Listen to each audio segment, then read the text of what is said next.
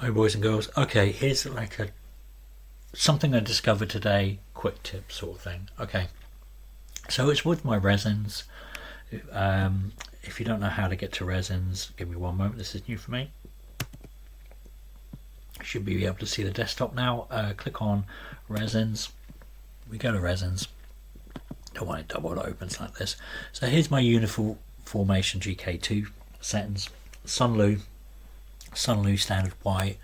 Now the other day I came in and I was printing stuff and I was wondering why it was taking so long. I was like, I don't remember it taking this long.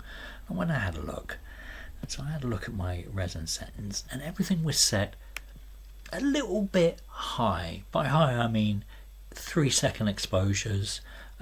It was fairly fast lift and retract speed, but not, not massive. And I thought, that can't be right. I don't remember Sunlu being that bad.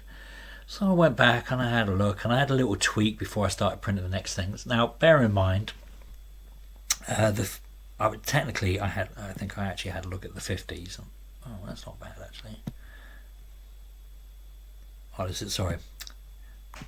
It's a bit of a mess at the moment. I'm sorry, my resins, because Lychee, whilst saving on one computer, which is next to the printer, on my laptop it's not actually reloading those in, so I had to export from my desktop and import, and when I imported everything it just created an entire a real sort of mess, so I have to go back and tidy up. Anyway, so this was the 50mm that I was using, the 50 microns I was using, which had between 2 and 3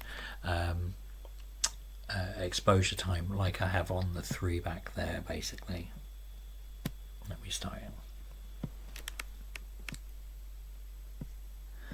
So this is indicative of what the 50 was like. I played with the 50 since then because I'm printing stuff out at the moment.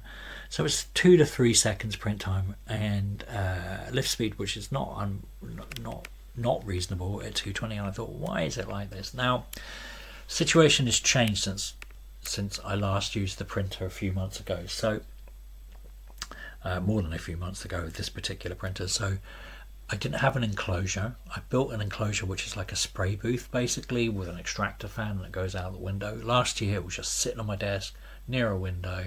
I had an extractor fan that quite frankly wasn't really doing the job, wasn't up to task. So the temperatures must be all completely different. It was in a different part of the room. So I'm assuming what's happened is that now I have the printer. GK2 has its own enclosure, but it's now sitting within an enclosure which has an extractor which is sitting in a different part of the room. It's totally changed the temperature. It might be that the Sunlu is also over time becomes more viscous or over time, so you have to use less of a print time or vice versa, however that works. But I'll show you what I got down to. So I got out the test slicers, the little test panels, things that I like to use to test the exposure, and I got it good prints down to 1.4. That's fast, much faster than I had it before. I could, if I was doing a larger print, I would push it up by 0.2 points, so I'd put it up to like 1.6, maybe 1.8. Better on a big print to overexpose than underexposed because you've got less detail. But I'm basically working with miniatures here. The flies are from 25mm up to 150. I'm doing a range of sizes so I can see what they look at different sizes, and I have some models to shoot because these will eventually go up on the website and play around and see what they're good for. And I increased the lift speed a little bit, which didn't really damage anything too much. I don't want to go too fast on it because it's you can start ripping your model apart and you get weird stringing effects. Always go back, check on your resins from time to time because the situation in your room might have changed, or wherever you're printing these, the ambient temperature has changed, the how long you've had the material lying around. Maybe it's become more viscous or runny, whatever the reason is.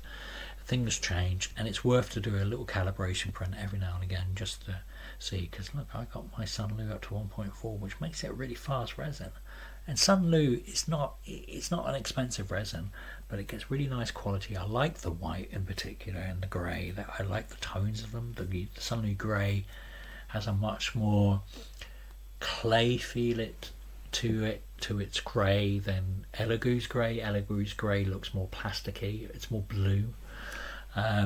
And for large prints, they're fine. I've been doing lots of large prints, very few small prints recently. And now I'm getting back into the small prints. I need to dial it back in. So, you know, different exposures for different purposes, I guess, and different situations.